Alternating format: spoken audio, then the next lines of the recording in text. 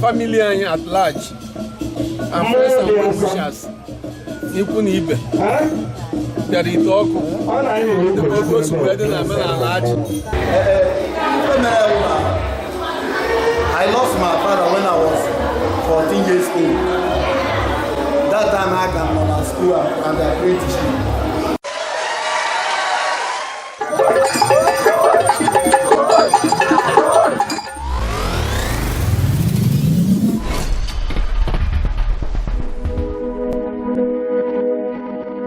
Welcome back to Boss Empire Media. Hit subscribe for more stunning cultural journeys.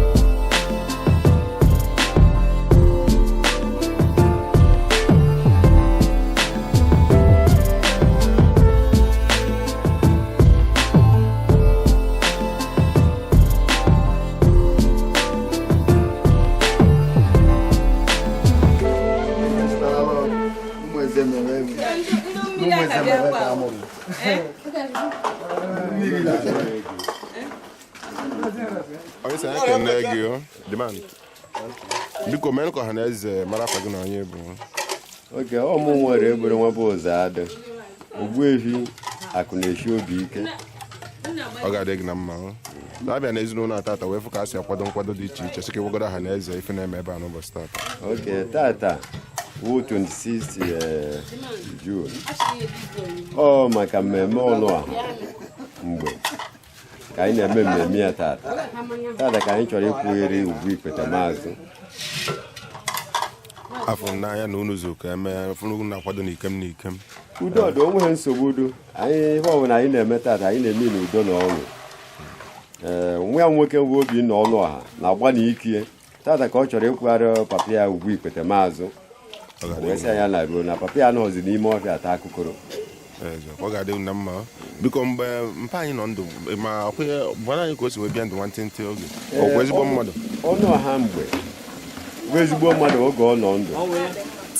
Ọnụọha mgbe wụ a na-eme ihe otu a ka okwu ma apụta kama ọsị sigbuo ọsịsị woro nke inyezi onye ahụ ma ya wụ na udo na-achị.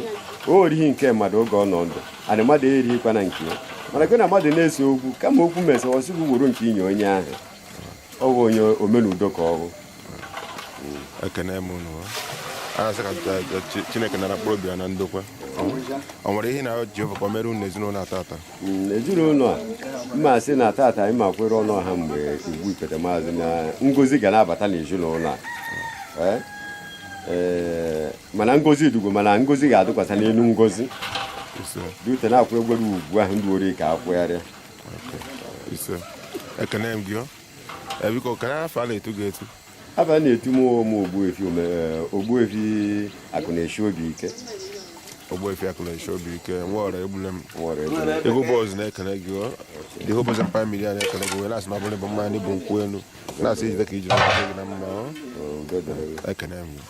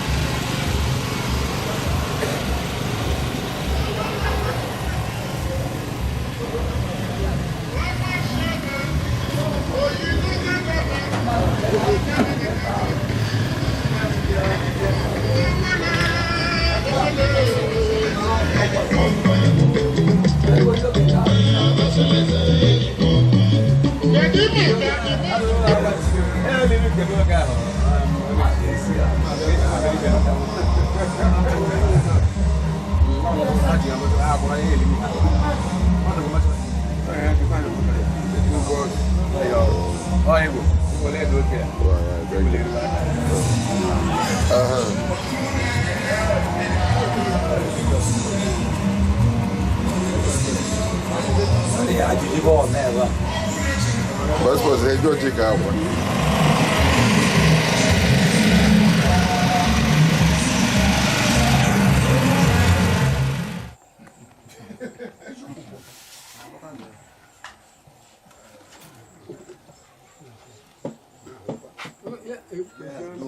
Nunca fui uma flash, né? Quando fui te diria mulher em cara. Já pensou, trabalhar o meio lá. O hotel bateu hiro. Mas eu ia ser mil que tá. Hiro. Hiro bateu. Tema. Hiro bateu. Tema. Hiro bateu. Desce cara. Vamos ver porque tá vindo lá, chama lá que me quer dizer. Eu vou levar cá, lá, caminho.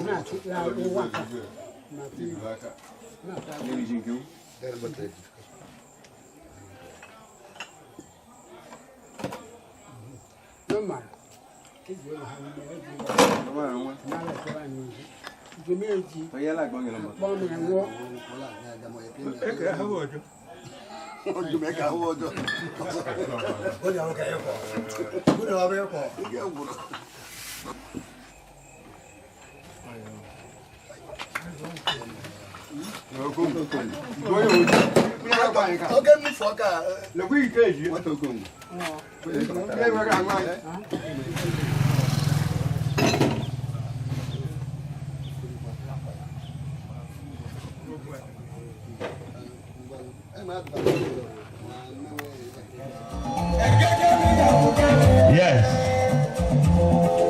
Ọlọ́ọ̀rà bìtara ndụ bụ mmụta nna ọnụọra. Ife obi nna ọnụọra ọ na-aga ka ụgbọ jetu yọdị. Obi dị ihe ọ na-agbakasị arụ. Ọ chọrọ ihe mgbakasị arụ. O ji nwa ya eme ihe. Wee na-akwere ugwu azụ n'ụbọchị taa.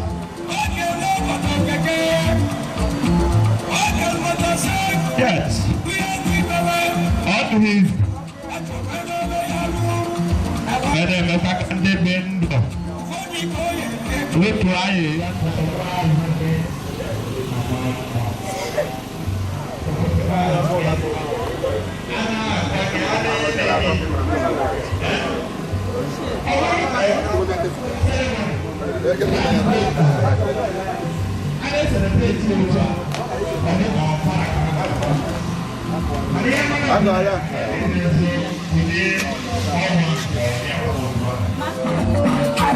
yes.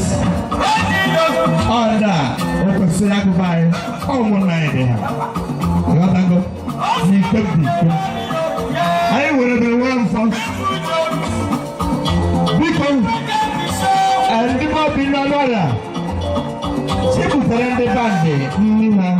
Put her have put her have money. No, you would do one. Never once said brothers is one of them. Wasn't near not okay. From everybody is doing as well, but if you been with their power, I'm taking my time, Bazono. Well, so, when they in the area, all the African dishes needed their power.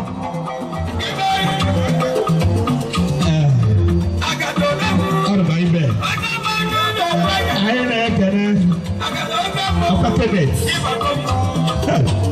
Alternate, no. Yana ndo there. Oh yeah. Iwa wafu kwenu no buda. Never. Oh yeah. Abiko ayi kelere ya ora galeba. Ọwụrụ na anụ ihe MC na-ekwu. Unu eje kwe fuel ọnụ. Unu kwe fuel na-ekwe onye egwu ọnụ. Anyị ka ime ya na nke anyị. Unu achọ ka eme ya.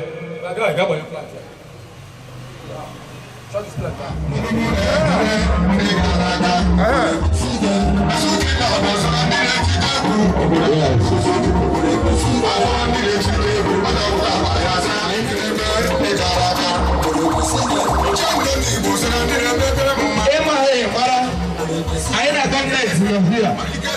What about OBCK? People, can't you know if you know one? People, you have to look on Madonna TTI. You never been know one. Because you have to look on Madonna TTI. Up to Uncle West, and for an info. Up to Uncle West. Well, sometimes.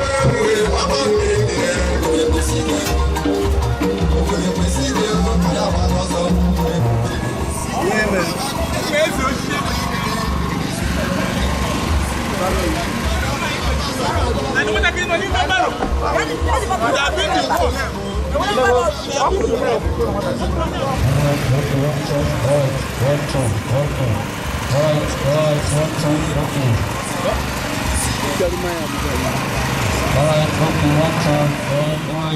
Ibe Baroko. Alright. No, huh? Alright, okay.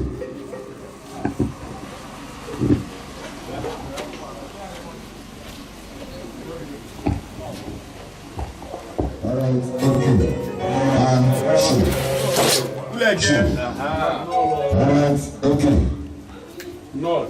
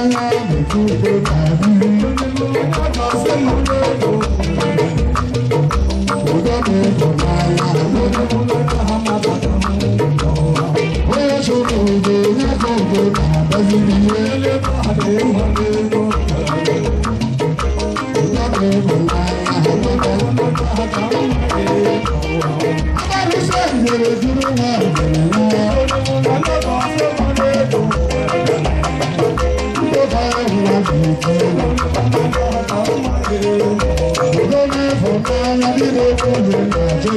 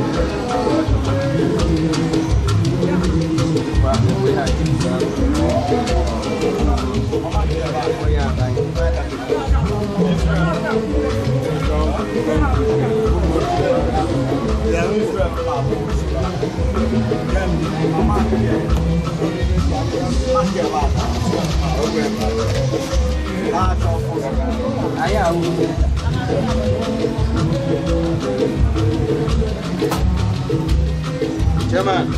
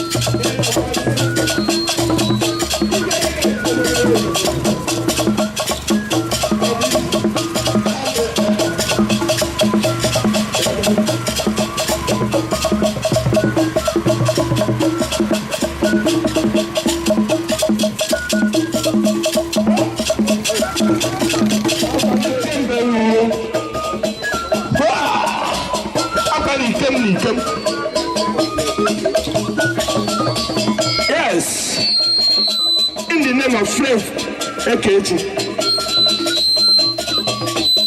Ojembe Wiro, Nana Kasi Aga Kandi Monsa, Ane Muvu Kandi Monsa, Ewatago. Hey! Again.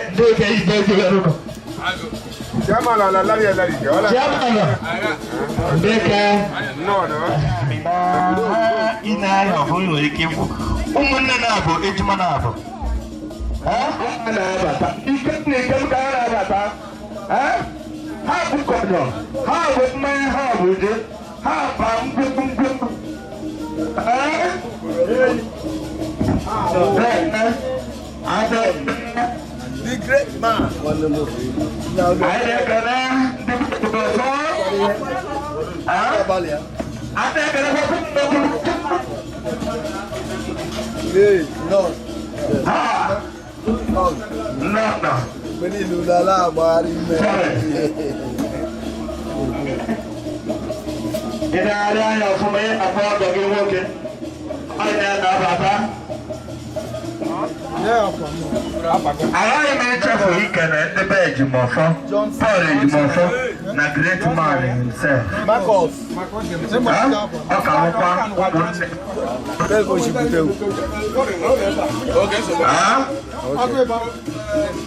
The epic treasurer, Paul Ejimọfọ. Ọ ihe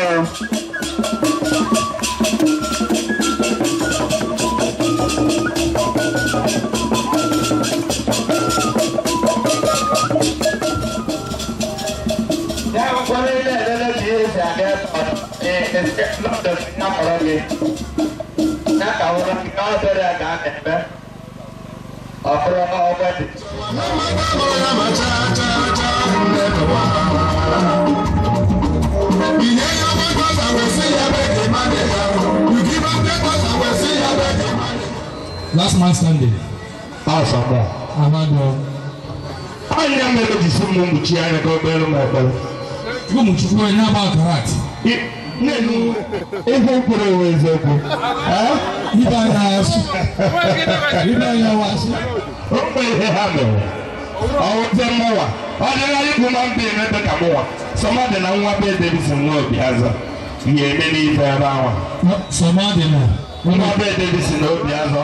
Only one man, one side, the bubble, so I don't want to do this now. Uncle, over to think. Go side, they make it a member go side there. Even better, side they make it a member go side there. Oh, yeah, come on, I had a color. I'm a good. Oh, hello. There's a market. There's a Gabriel. There's a here. I can't.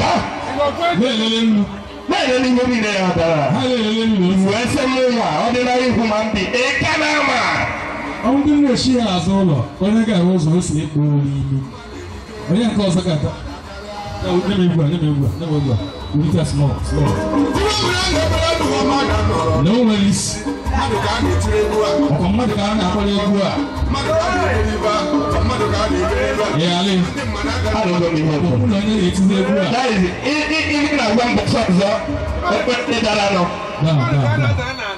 Mmadụ na-emeghị ihe niile mmadụ gara atara n'ala mmadụ gara eme ihe niile and ọbụla ndị mmadụ abịa aka ala ịla anya tara nta anya taa ji eje market ewu eje sọpụrụ chukwu wait eje sọpụrụ chukwu ewu dịka ihe onye ma ndị ndụ gara ndị kpochi gara ahụ adụghị ya mgbe na a na-arụ ọdụrụ ya ndị ọkụrụ nso ya agbakwa bụ mmụọ n'ibide o nwere ofu ọrụ mana emeta mma akọrọ ọrụ ahụ emeta mma akọrọ ọrụ ahụ ọ bụ asasị What are going Zuki wine? Zuki wine. Yes, some of our wine, Riego, one of them. I can't get well, no, we will.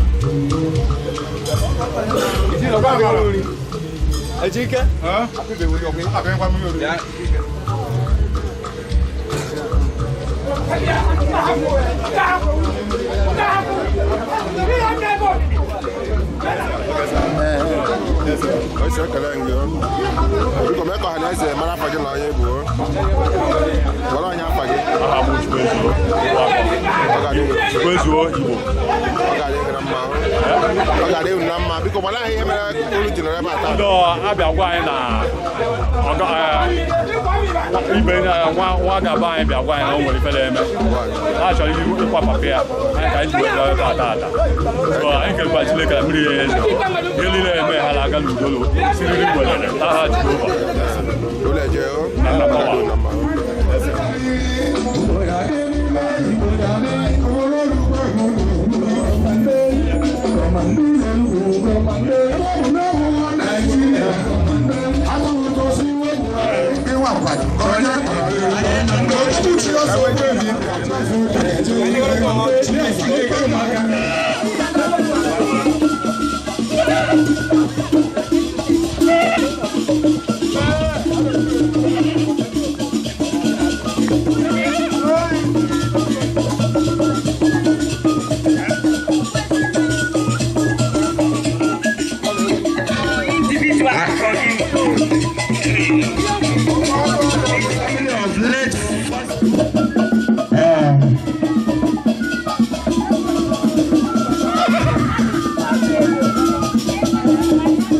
Family of First Ahmad children.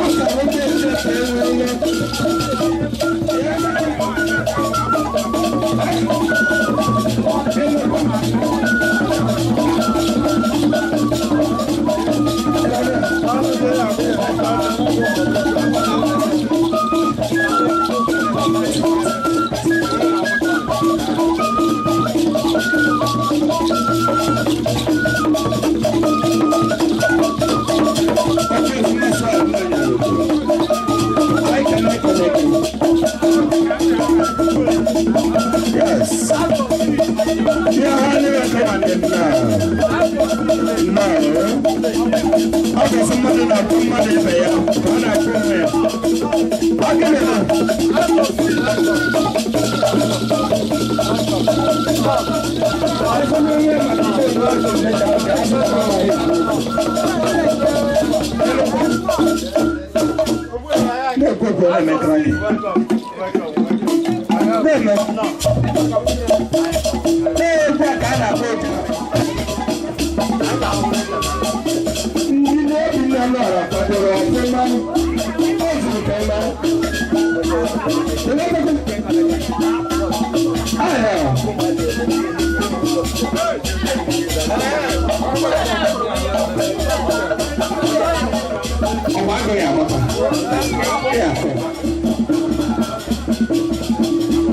the greatest man,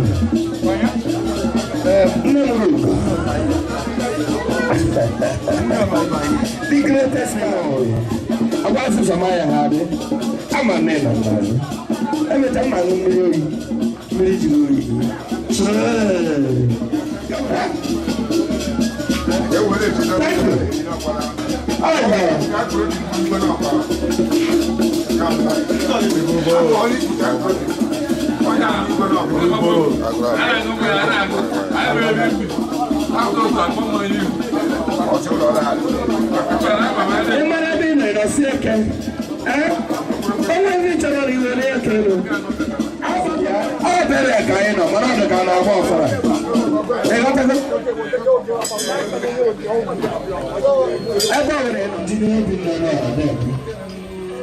hey!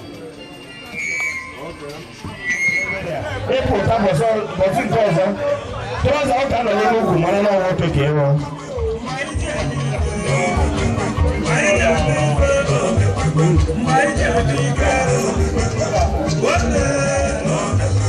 I never say something already gone.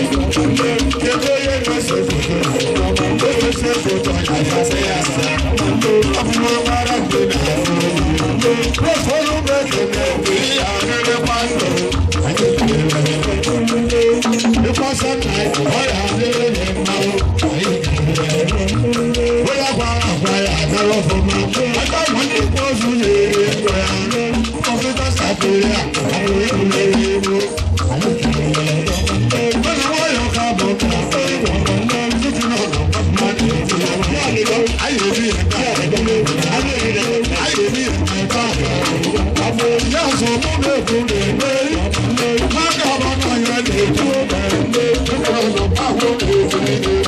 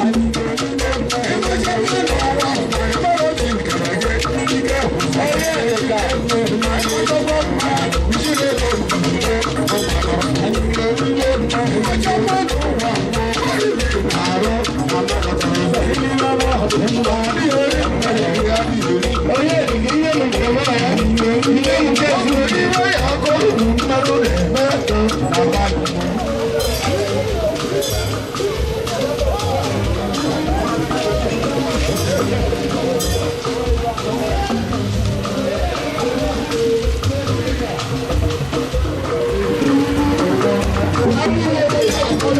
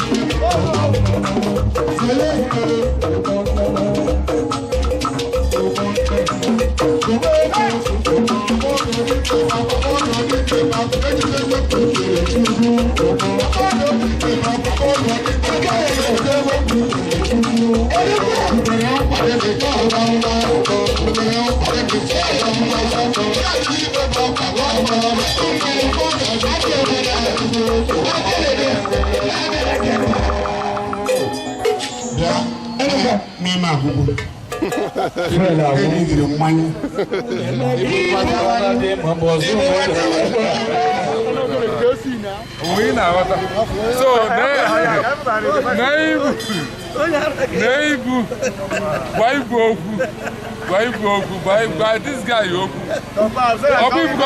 today. This is Director Pijo, the governor. Why? I'm chairman actors, the Anambra State chapter. Ibu is my brother. I want to put him to the lineage of the actors. And then we're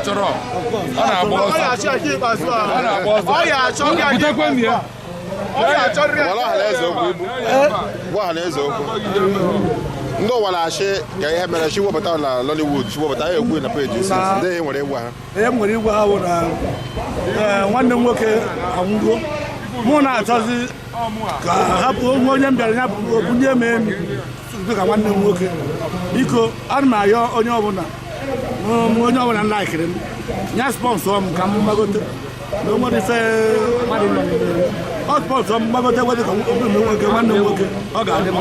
Thank you. Okay, ekele gị maka ya wata ihe m ekwu na abịa na page m ha na-enye m nsogbu comment ruru 7,000 mana ihe na-arịọ ahụ 7,000 a ya nwee ofe onye number 1 mkpọrọ m ka anyị ka ebido ha na-eme why lọ iji comment dechika ma ala niile dechika ya ala niile ekele gị ego bọs ekele gị Buzz Empire Media na-ekele gị wee na-asị na anyị ma onye bụ gọgụ makwa onye ewu ekele gị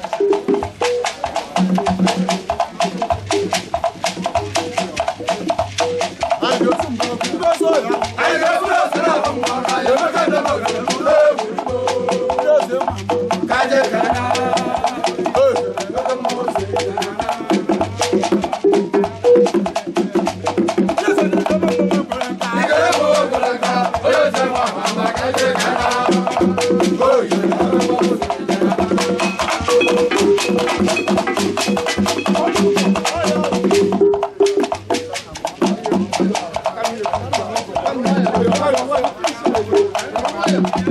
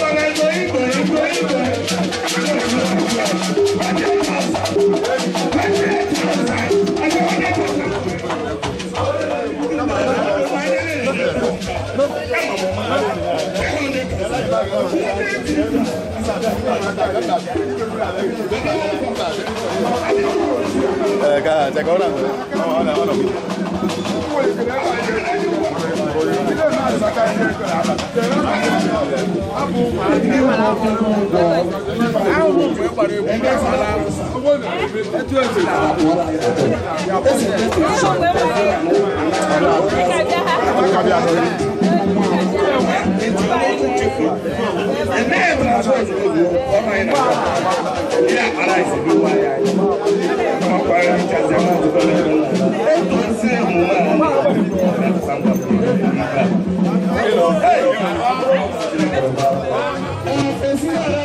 No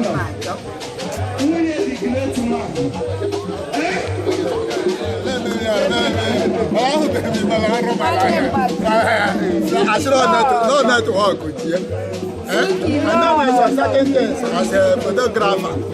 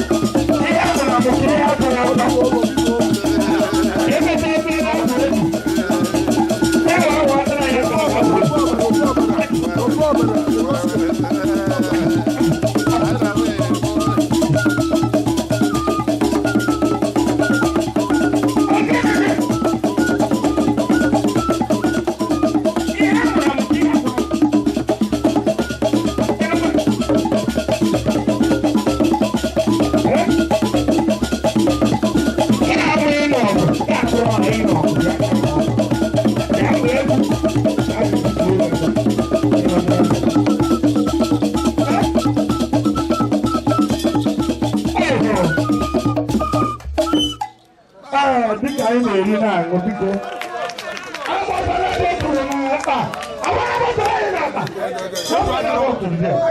Achị ọlọtịrị achị ọlọtịrị anyị na-eme ọ bịara n'aka achị mara nwanne ya achị niile ebe nwafọ achị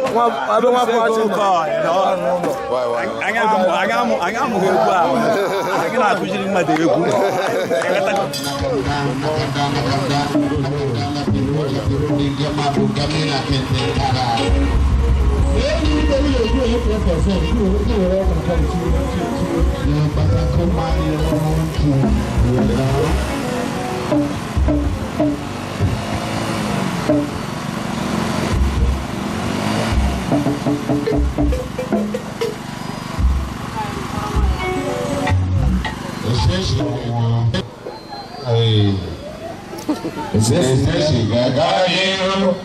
ìlànà ìbò kì í ṣe kẹ́ ó lè sèré nílẹ̀ àgbà ìpọ̀rọ̀gbọ̀rọ̀ mi ìbò zọ wọn.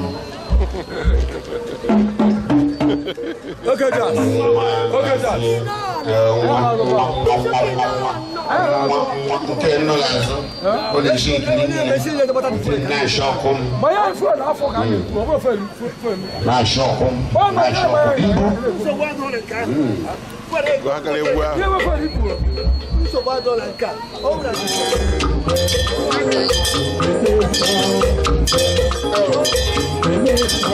aka ga-eti ọnụ n'obu ọcha ẹkùnrin ọ̀dọ́ lórí ìjọba ọ̀dọ́ alùpùpù àgbègbè ìjọba àgọ́wọ́dọ́ bóyá gbogbo ìgbẹ́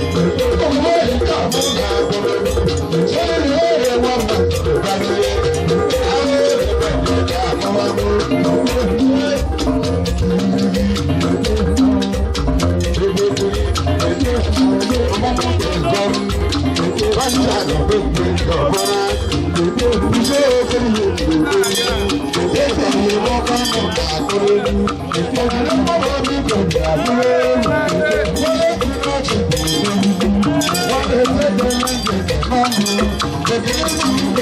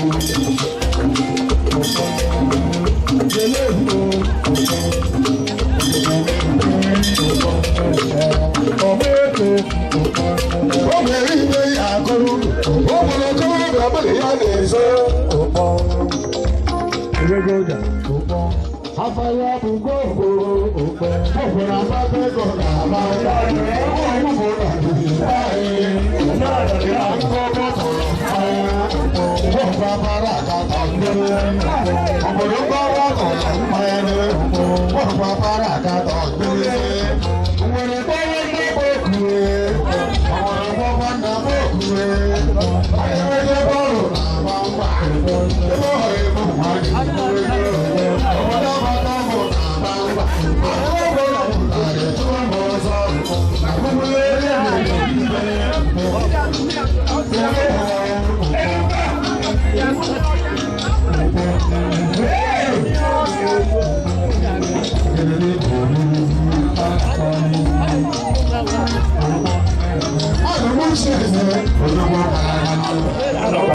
ụlọ lelee ikpe ụkọ nnene were m ekedekwe ụkọ nnene amalite ụkọ nnene egberegwu ọsọ ụkọ nnene lelee ikpe ụkọ nnene daalụ nna m ochie ọzọ daalụ ya ruo n'ugbo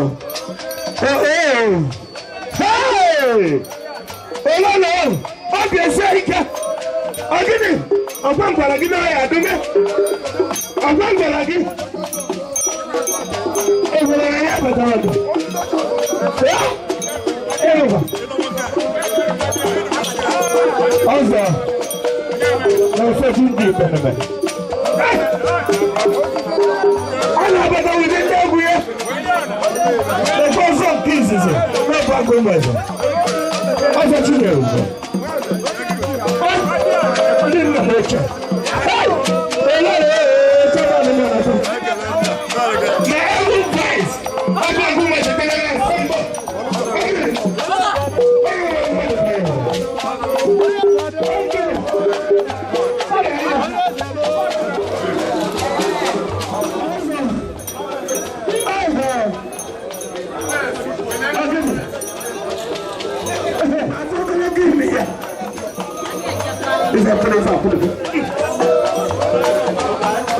Esse é o biciclo.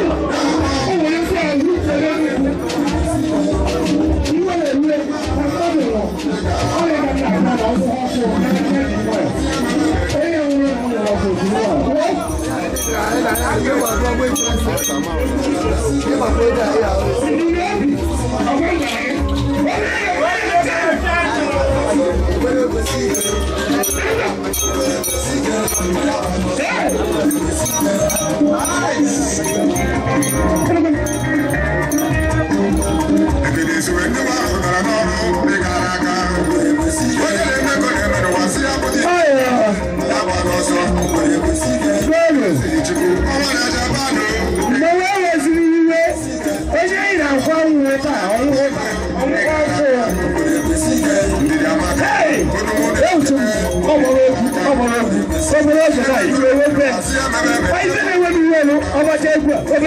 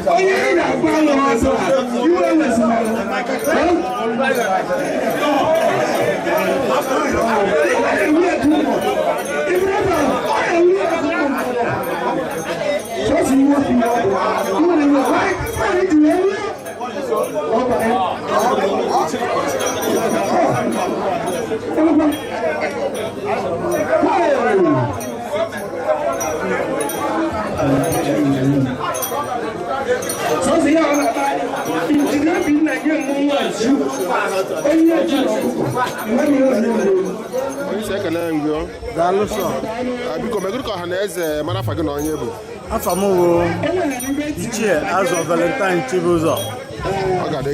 Ọzọ udo ga-achị na mba ọrụ kingdom. Ọzọ ego bọzọ ekele gị ọ. Daalụ sọ. Afọ nke osi wee bịa ebe a n'ike m sị ka ọgọdọ ọha na eze ife jikọta gị n'ezinụlọ na eme mmemme. Obinna na-akwa nna ya today nwa ga-aba mami ya tọrọ my father. Abịara m ịkwanyere ọgụ m nwoke ugwu ikpeazụ because na my father anọghọzi ndụ. Ọ na my father nọ ndụ onye nwakara ime ihe a m na-eme today. Mana ọ because of the love mere m ji si Port Harcourt bata ka m bịa kwanyere ọgụ anyị nwoke ugwu. And afọ m ihe niile a na-eme na-aga n'anya because of the love ka anyị ji bịakwanụ. And all love na-eme exist between us mere anyị ji nọrọ ebe a today. Adị m very happy na onwe onye na ibi ya lụrụ ọgụ. And ekpere anyị kpere maka mmiri ụdị mmiri zo yesterday anyị fụrụ na Chineke zara anyị ekpere today. There is no rain. Everything got well. Anyị na-enye Chineke ekele n'ebe kasị ihe niile elu.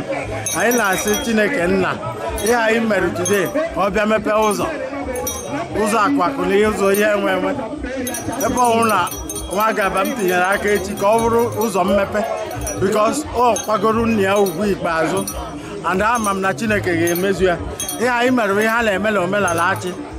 You understand? And anyị dị very happy na ndị niile bịara ebe a na-eji ụkwụ ha larụ onweghị aja akụkọ agha anụ so that from now onwards ka anyị nyewezia testimony ihe akụkọ ịgba ama ihe Chineke mere anyị. Ana m ekele gị. Ekele gị ọ. Afọrọ m mbụ unu gba wee kogun chi wee bịa na Ikem wee sị na ọnụ ụzọ ka eme na-asị ide ka unu ji na ọ ga-adị na mma o wee na-abịa ebe na-asị na Chineke ga-eji na mmemme a wee mepere unu ụzọ ihe bụ ihe dị mkpa na ndụ unu na-enwetabeghị ndị obodo na mmemme a wee mezuru n'aha Jizọs. Ekele gị ọ. Daalụsọ afa m bụ Ugochukwu Igboboz Boss Empire Media. Ana m ekele gị amawanye ịwa ọga anyị na mgbago ọga anyị na mmadụ wee sị na ọ ga-adị gị na mma abụ m dịse na ụmụnna wit Obinna ọnụ. Okay, ngwa no problem. M ga na-ewetakwara gị contact from now onwards. Mba nsogbu ihe ewekwara nọmba m ebe ọbụla m nwere ụdị occasion I will call you because ọ metụrụ ka esi arise. I'm very happy for you. Imecha meet him for my number. Thank you very much. Yeah.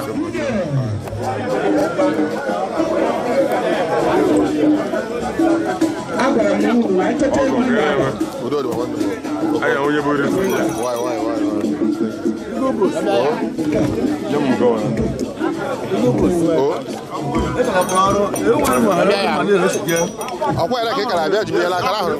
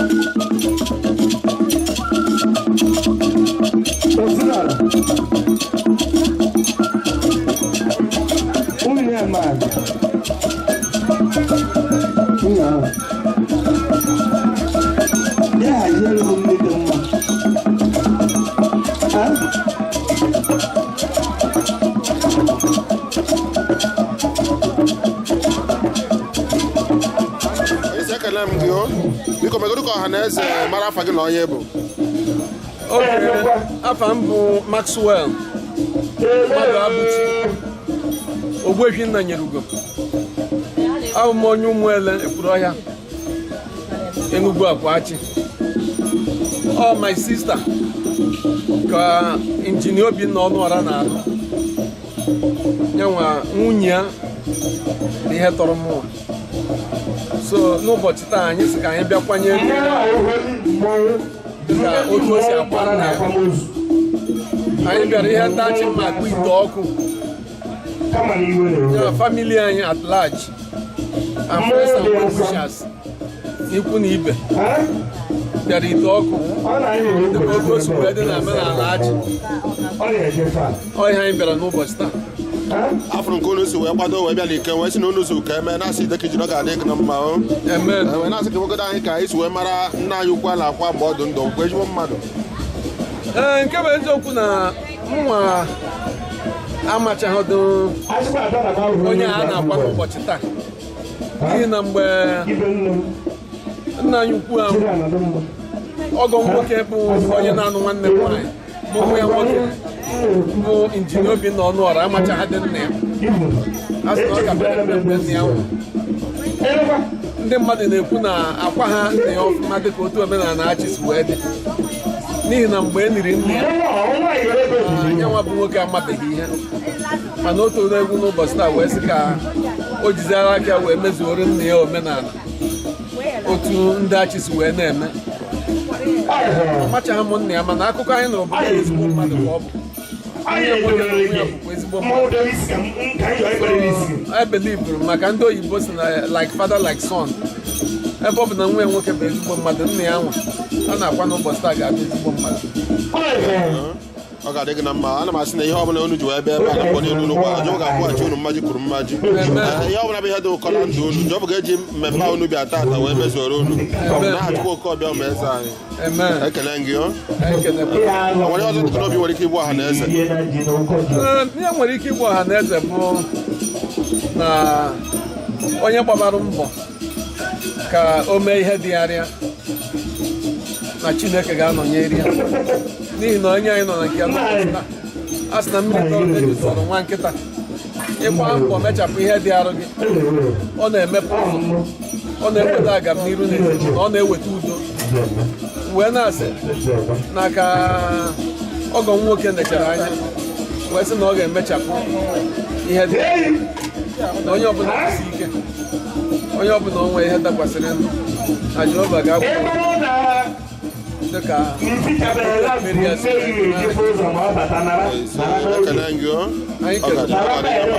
chetagodo ọha na eze afọ gị ahụ. Afa m bụ Maxwell Adabuchi Ogbuefi nna Nyerugo. Ekele gị ụbọchị na-ekele gị o dị ụbọchị Empire Media na-ekele gị wee na-asị na ọbụ m na-ebu mma na-ebu nkwe asị ideke iji ọ ga-adị gị na mma. Ọ ga-adịkwuru unu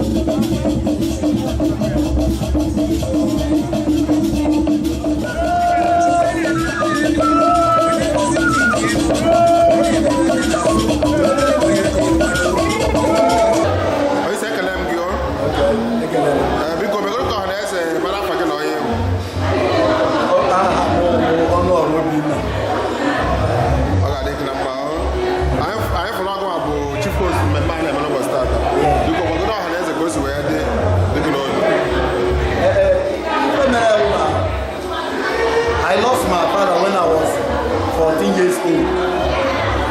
That time I came on school and the apprenticeship. So I couldn't provide even one bottle of mineral. Now my father died. So the woman finally came in the room with me that level. But this time she's there now. I'm going to make sure that I'm my father made the final farewell. Oh, okay. Oh, man, not too much. He loved his children. The death. So my father, okay, too much. So having left this world, I couldn't contribute anything in the burial of my father. So this time I decided that I am going to honor my dad. For even Bible says that honor your father and mother, that your days shall be laid to your end. The Bible says honor him, stop honoring him when he's gone.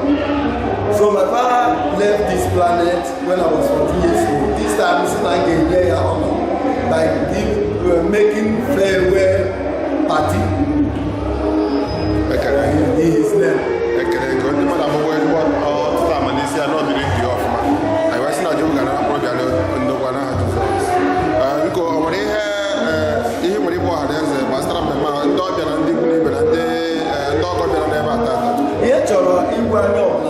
Father deserves to be honored. Likewise, mother. Since I put dates to honor my father this time, the type of business, the type of open door I experienced for the last 1 month. So I want to encourage others. If you can honor your dad, it brings open door, it brings prestige, it brings everything. It's not bad. You can go on and do it. Thank you very much. I'm from Western West Israel. When I see the kids here, when I start looking at them now, when my parents knows of the Sunola, he didn't have a hand to call it Sunola, do never the job against them now when Meru. Amen. I got a number. Amen. People boss, I thank you. You are a great guy. Thank you very much. You will go far. Thank you very much. Amen. Did I get you? But don't have a forgotten was on the hand. Honor Obinna. Engineer Honor Obinna. Yes, okay, engineer, what to get away with. That's not only money, but that's not from me, but that's the kitchen or garden. I don't get a problem, so they don't know that I fly road. I can never have a lot of people to come to job again and my dad. Thank you. Thank you. Get one. Oh, the Mabi Commander has a motherfucking lawyer. I let you have a blessing. Obinna. Okay, I'm from Kissy, where is sort of like kitchen, my life, or one. The second one of the hands, a course, they can open up the man and almost start. Anyway, I can let you put a member and watching that. Chineke mụkwara n'ike ya ihe niile ebere nwere nke nwere ebe nwere ọgbaghara enwere enough food nwekwara enough drink. I hope na ndị mmadụ bịara they enjoy it and me also enjoy it. Asị ka ekele dịrị Chineke onye mere anyị. Ekele gị ọ. Ọ nwere afọ a na-etu gị etu? Afọ a na-etu m bụ arụ na-eto nri. Arụ na-eto nri. Ego ụbọchị ekele gị ọ. Dị ụbọchị pa media na-ekele gị. Ewere asị na ọ ga-adị gị na mma ọ. Na mbọ niile gbara ebe ọ bụ ụkwụ na ọ bụ ego ọ bụ ụkwụ ichekwa itinye na jọọ ga-akwụghachi gị mmadụ kwuru mmadụ n'ahụ Jizọs. Ekele gị. For the interest of the viewers, can you let us know your name? Okay, my name is Rejoice Obinna. Okay, just tell us why you are here today. I am late Honora's granddaughter. Okay. This event, I saw how all of you were moving around, catering and supporting the event. Just tell us how you feel, for your perception, how you feel.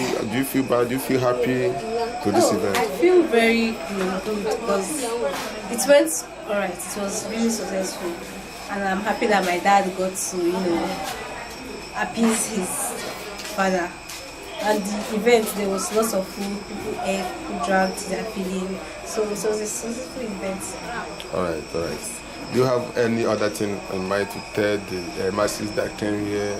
Maybe relation, friends, well-wishers? Okay. Thank you guys for your support towards us. It was not an easy thing coming here all the way from your destination. Thank you for coming, thank you for the support, and thank you for the love. We really appreciate it. Alright, thank you very much. Remind us your name again. Rejoice Obinna. Rejoice Obinna. Eagle Boss got your back. The whole Boss Empire Media know you and say thank you very much for letting us know how you feel about the event. Thank you. Thank you so much. Alright, this is Eagle Boss. This is Boss Empire Media. Who am I talking to? I'm Goodness in the Magical. I'm the Ada. Wow.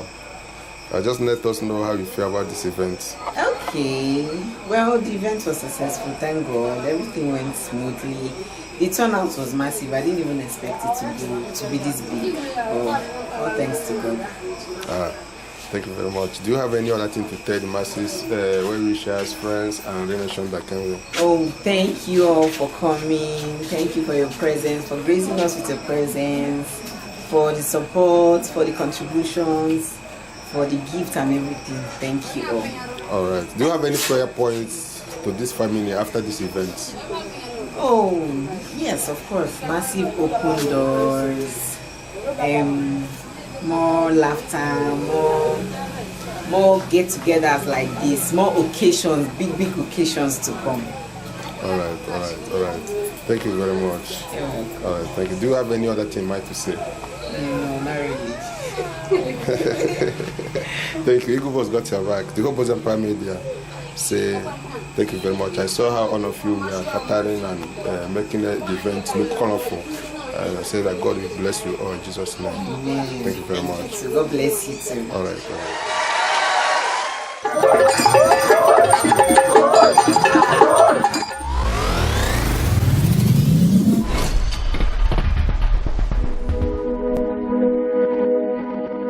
Welcome back to Boss Empire Media. Hit subscribe for more stunning cultural journeys.